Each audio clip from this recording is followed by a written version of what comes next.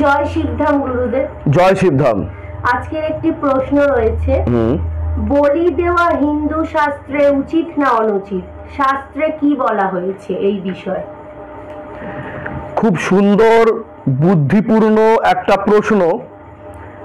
যেই এই প্রশ্নটা করে থাকুক কিংবা যার মনেই এই প্রশ্নটা উঠেছে, সবার আগে তো শিবধামের তরফ থেকে তাকে অনেক অনেক আশীর্বাদ।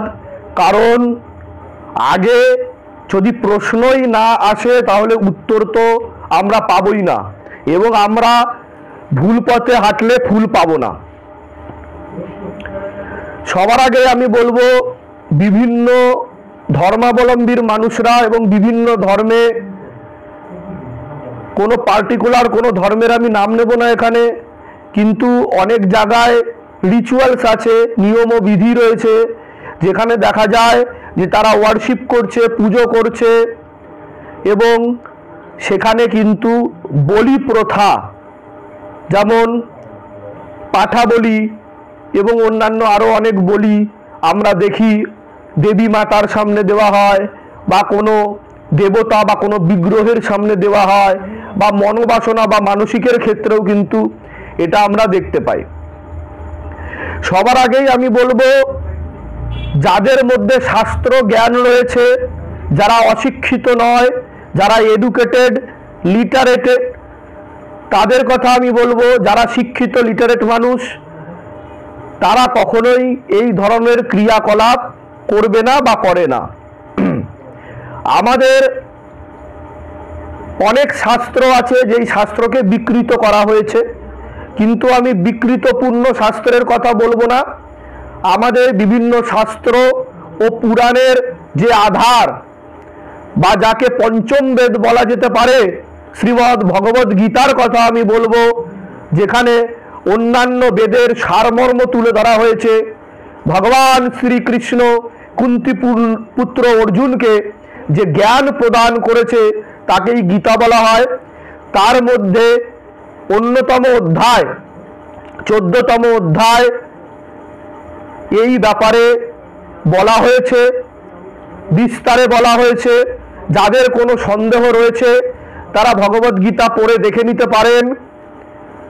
সেখানে কি বলছে ভগবান শ্রীকৃষ্ণ কুন্তি পুত্র অর্জুনকে, সর্বয়োনিষু কৌন্তেয়া, হে কুন্তি পুত্র অর্জুন, যেই জীব নড়ে চড়ে, আওয়াজ করে, কথা বলে, সেক্স করে, বংশ বৃদ্ধি করে, তার মধ্যে চিন্ময় আত্মা রয়েছে। এই যে চিন্ময় আত্মা, এই আত্মা কোথা থেকে বিরাজ হচ্ছে? পরমাত্মার অংশ, পার্ট অফ গড। তার লীলা খেলার জন্য তিনি বিভিন্ন যোনি সৃষ্টি করেছেন, এবং তা কর্মের উপর নির্ধারিত এদের জন্ম মৃত্যু। যে যেমন কর্ম করে সে তেমন সেই যোনি প্রাপ্ত হয়। সুতরাং আত্মাদের মধ্যেও জ্ঞানের বিপ্লব ঘটে, রেভলিউশন হয়। এর ফলে প্রমোশনও হতে পারে, ডিমোশনও হতে পারে। যদি বেশি জ্ঞান হবে তো ধীরে ধীরে সে মনুষ্য জন্ম প্রাপ্ত হবে। কিন্তু আমরা মনুষ্য হয়েও অনেক নিকৃষ্ট মানের ক্রিয়াকলাপ বা কাজকর্ম করে থাকি। সবার আগেই তো আমি বলবো, যা আমরা সৃষ্টি করতে পারি না, যা আমাদের মাধ্যমে আমরা তৎক্ষণাৎ তৈরি করে দিতে পারি না, তাকে ধ্বংস করা, নষ্ট করা, মেরে ফেলা, কেটে দেওয়ার অধিকার কারোর নেই। বলি অর্থাৎ সমর্পণ করা, অর্থাৎ কোনো দেবদেবীগণ, দেবদেবী কারা? যারা ঈশ্বরের সাথে সম্পর্কযুক্ত, যারা নিজেরাও কিন্তু ঈশ্বর সেবায় নিজেকে নিয়োজিত রাখে, বা পার্ট অফ গড বলা যেতে পারে। যেমন মহাসাগরের থেকে যদি আমি সমুদ্র থেকে একটু জল তুলে আনি, তাহলে সেই জলের মধ্যে যে ধর্ম থাকবে, যে ক্যাপাসিটি অ্যান্ড ক্যাপাবিলিটি থাকবে, তা বৃহৎ সমুদ্রের জলের মধ্যেও কিন্তু থাকবে, পার্থক্য কিছু থাকবে না, গুণাবলী সেম হবে। ঠিক সেরকমই ভগবানের গুণাবলী সম্পন্ন দেবতা হয়, কারণ তারা ঈশ্বর সেবায় নিজেকে নিয়োজিত রাখে, এবং তারা জানে যে ঈশ্বরের নামগান করা এবং সমস্ত যে সৃষ্টিকুল প্রাণীকুল রয়েছে তাদেরকে ঈশ্বরের মার্গদর্শন করাই কিন্তু তাদের একমাত্র উদ্দেশ্য। অতএব কোনো দেবদেবী, কোনো মহামায়া, কোনো আদ্যাশক্তি, কোনো মহাশক্তি কোনোদিনও নিকৃষ্ট মানের বলি নিতে পারে না, চেতে পারে না, যার ফলে নিরীহ প্রাণীর হত্যা হয়ে যায়। আমরা অনেকেই দেখেছি মহিষ বলি, গরু বলি, ছাগল বলি এর প্রসঙ্গ উঠেছে, পেপারে দেখেছি, ভিডিওতে দেখেছি, যা কিন্তু হিংসার অন্যতম কারণ, বিদ্বেষের অন্যতম কারণ। এগুলো অসুর সুলভ আচরণ বলা হয়।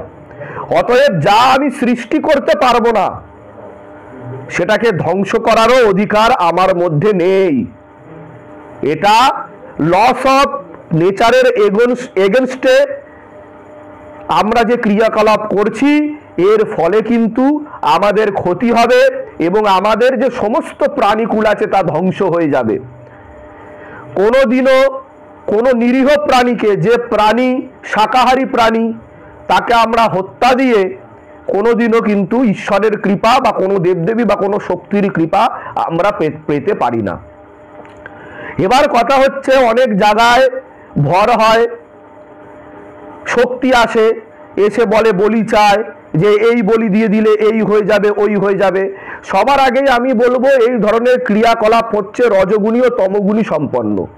কোনো শতগুণী সম্পন্ন দেবদেবী, ভগবান ঈশ্বর পরমাত্মা কোনোদিনও এই ধরনের ক্রিয়াকলাপ করতে পারে না বা বলতে পারে না। এগুলো একমাত্র ভূত, প্রেত, পিশাচ যারা দেবদেবী সেজে সাধকের উপর চাপে এবং নিজে বলে আমি কালীমাতা, আমি অমুক দেবতা, আমি অমুক দেবী বলে তারা কিন্তু নিজেদের বল বৃদ্ধি করার জন্য, শক্তি বৃদ্ধি করার জন্য নিম্ন স্তরের ক্রিয়াকলাপ মানুষকে দিয়ে করায়। কিন্তু আমরা উন্নত একটা মস্তিষ্ক প্রাপ্ত হয়েছি, আমাদের বোঝা উচিত কোনটা ঠিক কোনটা ভুল। অতএব আমরা যেমন কর্ম করব সেরকম ফল লাভ কিন্তু আমাদেরকে করতেই হবে। অতএব বলি দেওয়া যেমন ভুল, ঠিক সেরকমই আমিষ আহার করাও কিন্তু দণ্ডনীয় অপরাধ। এই বিষয়ে আমি অন্য কোনো সময় বলবো। আমি মেন যেটা তুমি প্রশ্ন করেছো যে বলি দেওয়া, পশু বলি, আমাদের ধর্ম কেন, যে কোনো ধর্মেই নিষিদ্ধ। কোনো শুদ্ধ পবিত্র ধর্মগ্রন্থ, শাস্ত্র, পুরাণ কোনোদিনও বলতে পারে না যে বলি দেওয়া আমাদের হিতকার্যে লাগায়। এবার অনেকেই বলবে অমুক পুরাণ, এই পুরাণ, সেই পুরাণ, কিছু ইন্টেলেকচুয়াল পণ্ডিতগণ দেখিয়ে দেবে এই ব্যাখ্যা করা হয়েছে, ওই ব্যাখ্যা করা হয়েছে। তো আমি বলবো সেগুলোকে বিকৃত করা হয়েছে। কিছু সুবিধাবাদী মানুষ তাদের হিতকার্যের জন্য, সামাজিক ব্যবস্থাপনাকে পরিবর্তন করার জন্য এই ধরনের শাস্ত্রকে তুলে ধরেছে বা তৈরি করেছে নিজেদের হিতকার্যে লাগানোর জন্য। যদি বলি দেওয়ারই হয়, আপনারা ঈশ্বরের সামনে ফল বলি করতে পারেন।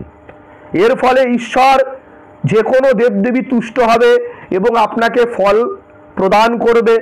এছাড়া লেবু বলি দেওয়া যেতে পারে, এবং যে লেবু বলির প্রথা কিন্তু শিবধামেও রয়েছে। আমরা যে ভূত প্রেতের মুক্তি ঘটাই তা কিন্তু লেবুর মাধ্যমেই। আপনারা দেখেছেন লেবু নিয়ে আসতে বলা হয় এবং লেবু কেটে, এই যে লেবুটা কাটা হচ্ছে, এটা কি? এটা হচ্ছে শাস্ত্রসম্মত বিধি, সেটা হচ্ছে লেবুকে বলি দেওয়া হচ্ছে।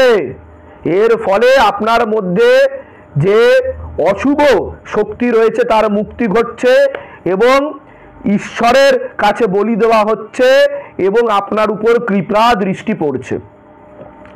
আপনি কোনো তান্ত্রিকের কাছে গেলে, যারা তমগুণী বা রজগুণী সম্পন্ন তান্ত্রিক, যারা মানুষের খারাপ করে, কালো জাদু করে, মারণ ক্রিয়া, উচাটন ক্রিয়া, বান মারা, বশীকরণ, হাত চালান, এক্সেট্রা এক্সেট্রা, আরও অনেক ক্রিয়াই রয়েছে। আমি একটা এক্সাম্পল দিলাম যতটুকু আপনারা বুঝতে পারবেন।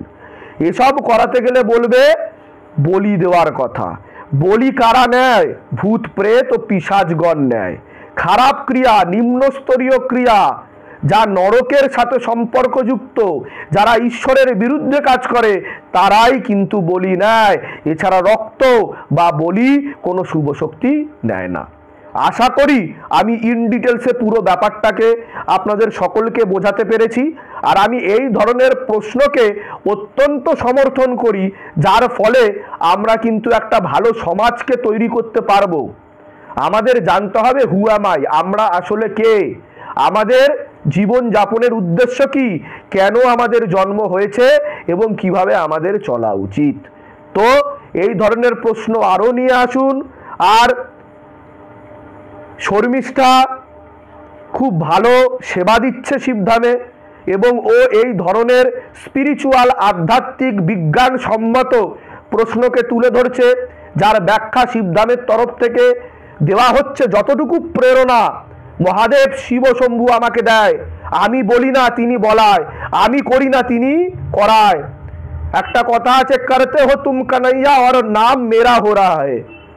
তো আমি কি বলবো? তার চরণাশ্রিত হন।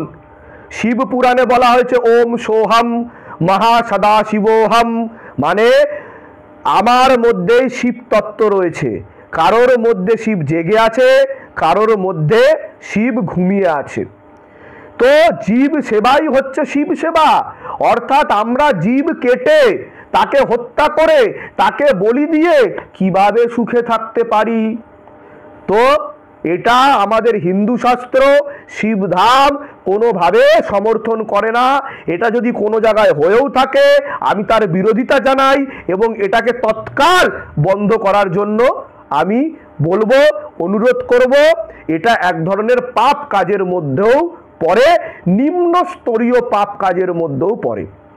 আর আপনারা এইভাবে এই চ্যানেলটিকে, এই পেজটিকে সাবস্ক্রাইব করুন, আগে নিয়ে যান, ভিডিওটাকে শেয়ার করুন, যার ফলে মানুষের মধ্যে জ্ঞানের বিস্তার ঘটবে। ভগবান শ্রীকৃষ্ণ বলেছে, 4 প্রকার ভক্তের মধ্যে আমার প্রিয় জ্ঞানী ভক্ত। অতএব যিনি জ্ঞানী, তিনি কিন্তু আমার কৃপা অবশ্যই পাবেই পাবে। জয় শিবধাম। ओम नमः शिवाय। शक्ति रूपे गुरुपिरानंदम नमः। ओम ओम नमः शिवाय। ओम नमः शिवाय। ओम नमः शिवाय। जय शिवधाम। जय शिव।